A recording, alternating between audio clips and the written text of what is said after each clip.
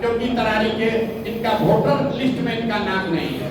Voter list में नाम जुड़वाने के लिए फॉर्म 8 भरा गया। ये सब प्रावधान है, आप इलेक्शन अधिकारी से पूछ लीजिएगा कि आप 8A फॉर्म 8A भर के अपना नाम जुड़वा सकते हैं।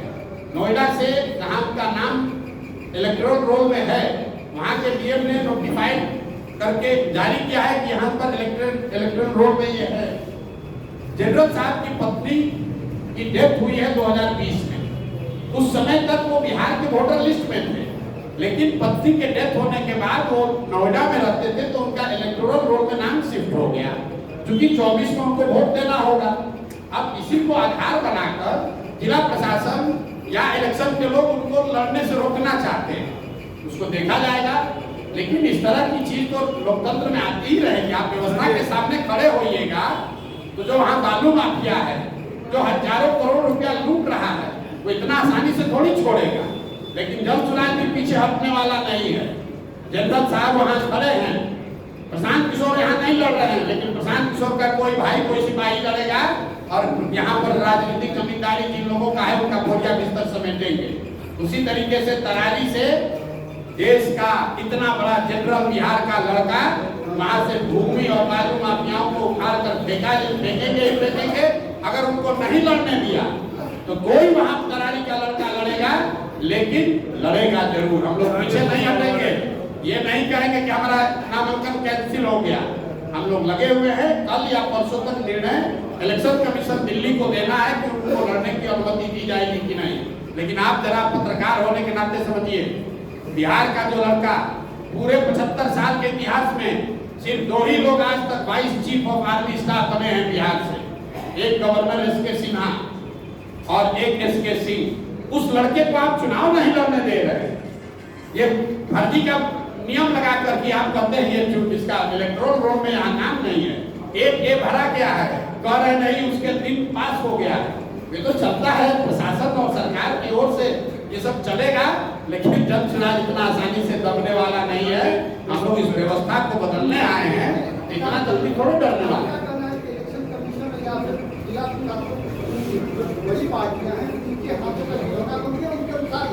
आप बताइए कि जो आदमी 22 चीफ ऑफ आर्मी स्टाफ है, क्या उसके नागरिकता पर शक हो सकता है? करण के वो बच्चे हैं, वहीं से पढ़े हैं, वही सूरतपुरा स्कूल से हाई स्कूल किया है, क्या इस पर शक है? क्या उनकी जमीन उस गांव में नहीं है? क्या उन्होंने वहाँ इलेक्ट्रिसिटी बिल पिछले 1 साल से नहीं भरा है? क्या उनका राशन कार्ड नहीं है? सब कुछ है, इलेक्टोरल रोल में वहाँ नाम नहीं है, उसके लिए रोका जा रहा है। तो हम आप पर निर्णय छोड़ रहे हैं कि कौन किसको रोक रहा है। एक सवाल और फॉर्म 8A इस सब के बावजूद यहाँ इलेक्टोरल रोल में ट्रांसफर के लिए नोएडा से डीएम ने उनके इलेक्टोरल रोल के को सर्टिफाई करके भेज दिया। 8A हम लोगों ने सबमिट कर दिया है। डीएम कह रहे हैं कि हमारे हाथ में नहीं है, ये इलेक्शन कमीशन के हाथ में है, क्योंकि आचार संहिता लागू है। अब बताइए, डीएम अपना हाथ पल्ला झाड़ लिए। अब हम लोग पटना जाकर पिटीशन दिए हुए हैं। जो बिहार में सबसे बड़े कानून के जानने वालों में एक वाईबी गिरी जन चुनाव के संस्थापक सदस्य है, वाईबी गिरी जी उसको एग्जामिन कर रहे हैं। तो नहीं होगा, हम लोग कोर्ट में लड़ेंगे और कोई लड़े चुनाव के बाद इसको हम लोग नेशनली चैलेंज करने वाले हैं। क्या रूल है? बिहार का कोई लड़का सेना का है, काम कर रहा है सियाचिन में, आप उसको यहाँ चुनाव नहीं लड़ने दीजिएगा भाई। कोई सियाचिन में एक सिपाही होता है, सियाचिन में इस आदमी ने ब्रिगेड को लीड किया। सियाचिन में जो कमांडर होता है सेना का, वो सबसे प्रतिष्ठित पद है। उस पद को जिस बिहार के लड़के ने लीड किया है, उसको आप कह रहे चुनाव नहीं लड़ने देंगे। तो किसकी गलती है? आप बताइए किसकी गलती है? कौन चुनाव लड़ेगा? वहाँ का बाहुबली का लड़का कौन चुनाव लड़ेगा? जो वहाँ जातीय हिंसा में लगा हुआ है। तो ये तो इसीलिए तो जब सुराज है, तभी तो लोगों का आंख खुलेगा कि बिहार से सत्ता पर लोगों ने कब्जा किया हुआ है। वैसे बिहार के 4 विधानसभा चुनाव आप लड़ रहे हैं, चुनावी मुद्दा क्या मुद्दा है? क्या मुद्दा है? चुनाव का मुद्दा ये है कि बिहार की जनता अपने बच्चों के लिए जगे, अपने बच्चों के लिए वोट करे। अभी तक जाति के लिए वोट कर लिया, धर्म के लिए वोट कर लिया, मंदिर मस्जिद के लिए वोट कर लिया, विचारधारा के लिए वोट कर लिया, नेता के बेटे के लिए वोट कर लिया।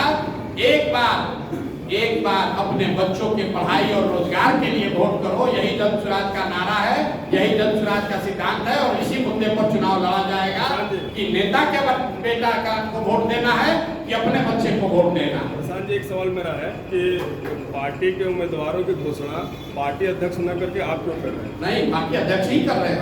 आप आए हुए हैं। अरे आज अभी कहाँ घोषणा हुई है?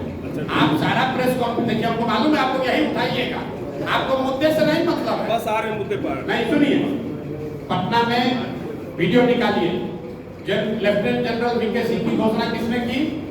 मनोज भारती जी जो पार्टी के अध्यक्ष है उन्होंने की। बेलागंज में किसने की? मनोज भारती जी ने की। इमामगंज में किसने की? मनोज भारती ने की। आज क्यों नहीं है? इसलिए नहीं है कि गए हैं पेपर साइन करने, यही सब जो लफड़ा लगाया है कि भैया ये साइन कराइए, एक आप एक दीजिए। मनोज भारती जी यही रामगढ़ में थे, सारे प्रत्याशियों से पूछ लीजिए। आज सुबह गए हैं क्योंकि प्रशासन परेशान कर रहा है, वो चाहता है कि जन स्वराज का कोई उम्मीदवार लड़ने नहीं पाए, ये डॉक्यूमेंट चाहिए, वो डॉक्यूमेंट चाहिए। इसीलिए तो प्रशांत किशोर ने अपने आप को इससे मुक्त रखा है कि हम पेपर नहीं साइन करेंगे, जनता के बीच में रहेंगे।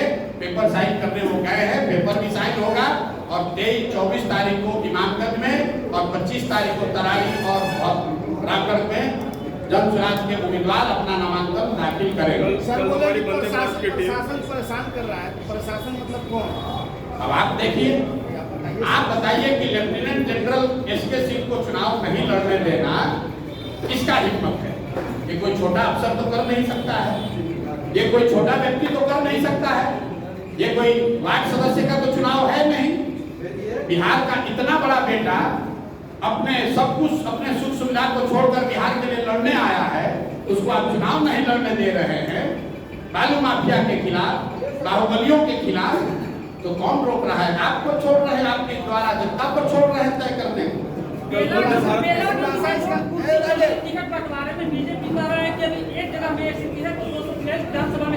अरे देखिए, बीजेपी जैसे दल को, हमको यहाँ बीजेपी का टुटपुटिया नेता क्या कहता है, उसका कोई वैल्यू है? बीजेपी के नेता को पता है किसको टिकट मिलेगा, बीजेपी में टिकट कैसे बढ़ता है, हमसे ज्यादा यहाँ का बीजेपी का आदमी जानता है। बीजेपी को यहाँ कौन जानता है भाई? पिछले विधानसभा में बीजेपी को 19.6% बिहार में वोट आया। वो नीतीश का बैसाखी बन के और नीतीश का बैसाखी लेकर, दोनों लंगड़ा पार्टी देखे वो बैसाखी देके खड़ा है, वो क्या बोलेगा कि कैसे टिकट बढ़ता है? कुर्सी नहीं चला है, लोकतंत्र को जिंदा किया जा रहा है। वो बेलागंज में बीजेपी वाला बन जाएगा। बीजेपी वहां बेलागंज से लड़ पाया आज तक जीवन में? वहाँ जो आरजेडी के बाहुबली नेता है उसके खिलाफ लड़ने के लिए कैंडिडेट आज तक बीजेपी को नहीं मिला। वो हमको बता रहा है कि कुछ ही चल रहा है। आज जहाँ तरारी से लड़ रहा है वो जदयू से निर्दलीय लड़े हुए और जदयू में शामिल एक बाहुबली को अपने टिकट पर लड़ा रहा है और राष्ट्रवाद का बात करता है। कि बीजेपी वाला सब राष्ट्रवाद का बात करने वाला, जरा पूछिए कि सेना के जनरल को नहीं लड़ने दे रहे हैं, जिसने भारत की रक्षा के लिए कुर्बानी दिया है 40 वर्ष, उसको नहीं लड़ने दे रहे हैं।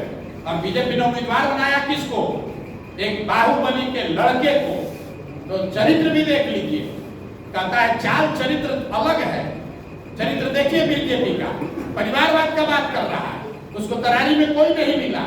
बाहुबली और बाहुबली का को भी नहीं, बाहुबली के लड़का को लड़ा रहा है और कहता है कि हम एकदम परिवारवाद हमारे खिलाफ है। वो हमको बोलेगा कुर्सी चल रहा है। कुर्सी चलने के बाद बेलागंज में कौन उम्मीदवार हुआ? जन स्वराज का प्रोफेसर खिलाफत हुसैन, जिसने 30 बरस बेलागंज में बच्चों को मैथमेटिक्स पढ़ाया है, अगड़ों को, पिछड़ों को, हिंदुओं को, मुसलमानों को। इस व्यक्ति ने वहां गणित पढ़ाया है 30 बरस। उस प्रोफेसर को हम लोगों ने उम्मीदवार बनाया है। जिस क्षेत्र के बारे में लोग कहते हैं कि 10 करोड़ रुपया चाहिए चुनाव लड़ने के लिए, वहां से एक साधारण प्रोफेसर को चुनाव लड़ा रहे हैं। तो आप लोग पत्रकार लोग भी कह रहे हैं प्रशांत किशोर से गलती हो गया, इसीलिए ना बिहार का ये दुर्दशा है।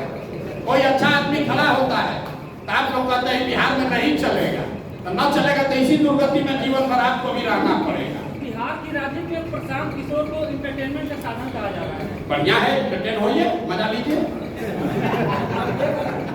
अगर जो लोग ये कह रहे हैं तो उनसे पूछिएगा कि उनके दल के जो आका हैं वो इसी इंटरटेनमेंट के साधन का इस्तेमाल करके इसी बिहार के लड़के से सलाह लेकर वहां पहुंचे हैं, नैया पार नहीं लगने वाली थी। न भाजपा का न नीतीश का। ये मालूम है ना आपको, हमको बताने की जरूरत नहीं है कि 14 में कौन उनको मदद किया, 15 में यहाँ नीतीश का कैरियर को किसने बचाया, न तो जहाज डूब गया था पूरा, मांझी जी लेकर भाग गए थे। सर, आज नामांकन के दौरान राजद के जो उम्मीदवार हैं रामगढ़ से, बोले कि सिर्फ प्रशांत किशोर की पार्टी मीडिया में बनी हुई है, मीडिया वाले उनका सपोर्ट कर रहे हैं और कम नहीं है उनका कोई। ठीक बात है, आप लोग सब लोग मीडिया है तो टिप्पणी प्रशांत किशोर को नहीं किए तो मीडिया वाले पर किए। आप लोग को कितना लोग कम सुनिए, मीडिया पर बने, मीडिया को समझ नहीं है। अगर आप हमारे प्रेस कॉन्फ्रेंस में आए हैं तो कुछ तो सोच के आए होंगे। वो तो यही कह रहे हैं कि मीडिया में बने हुए हैं, क्यों पैसा वैसा दे के सबको खरीद लिया है। ये आपको पता नहीं चल रहा, आपको गाली भी दे रहा है कि पत्रकार लोगों का है तो सब बिक गया है, प्रशांत किशोर से पैसा ले लिया। यहाँ बैठे हुए जितने पत्रकार हैं जरा बताइए तो किसी को एक हम समोसा भी खिलाए हैं? अखबार है कि सारा पत्रकार प्रशांत किशोर के पीछे घूम रहा है। पीछे नहीं, आप भगवा के किसी गांव, रामगढ़ से किसी गांव में जाइए, रामगढ़ के किसी गांव में जाइए, प्रत्याशी की बात छोड़िए, जीत हार की बात छोड़िए, अगर घर घर कोई पहुंचा है तो जन स्वराज के वर्कर कार्यकर्ता पहुंचे। क्या आपको मालूम है आज अगर रामगढ़ के घर घर में, गांव गांव में कोई आदमी पहुंचा है तो जन स्वराज का वॉलंटियर पहुंचा है, जन स्वराज का कार्यकर्ता पहुंचा है, वो जगदानंद सिंह का लड़का नहीं पहुंचा है। लेकिन लड़ाई इसी बात का है कि नेता का लड़का नेता बनेगा कि रामगढ़ का लड़का नेता बनेगा, अभी पता चलेगा। अभी 2-3 घंटा चलाइएगा। एक सवाल ये है, अभी जैसे आपने कहा है कि 5 उम्मीदवार यहाँ पे हैं, प्रेस कॉन्फ्रेंस में अभी आप अनाउंस नहीं कर रहे हैं, कल के लिए आपने कहा कि व्हाट्सएप पे नाम चला जाएगा। या आके मनोज जी अनाउंस कर देंगे, कहा कि भाई साहब बोल रहे हैं कि अध्यक्ष को अनाउंस करना, हम अनाउंस कर देंगे।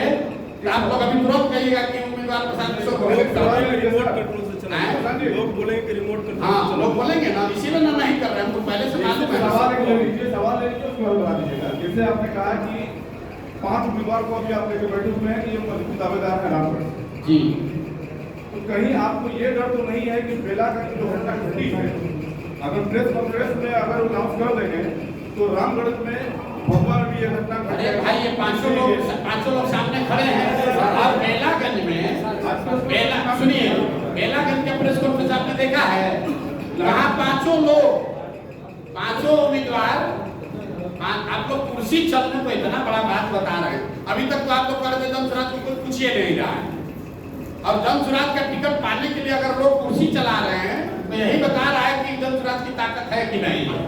अरे भाई इतना तो समझिए, 10 दिन पहले पार्टी बना है, उस पार्टी का टिकट पाने के लिए लोग कुर्सी चलवा रहे हैं। और जब बेलागंज के प्रेस कॉन्फ्रेंस में कोई कुर्सी नहीं चला, जहां चर्चा चली है वहां समर्थकों ने कुछ हल्ला गुल्ला किया होगा, उसमें क्या लोकतंत्र अभी नहीं, अगले 1 साल में हर जन स्वराज के मीटिंग में कुर्सी चलेगा, हम पहले आपको बता देते हैं। लेकिन कुर्सी चलने के बाद जो चुन कर आएगा वो लोकतांत्रिक तरीके से चुन कर आएगा।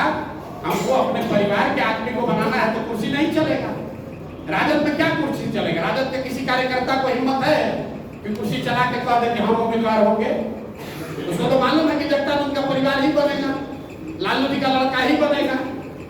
तो आप बता दीजिए कि आप राजतंत्र में, परिवार तंत्र में भरोसा रखते हैं, वो ठीक है कि जहां हल्ला गुल्ला हो, लोकतंत्र जिंदा हो, वो ठीक है, आप तय कर दीजिए। चलिए भैया, बहुत बहुत धन्यवाद। पार्टी के उम्मीदवार की घोषणा कल करी जाएगी। हम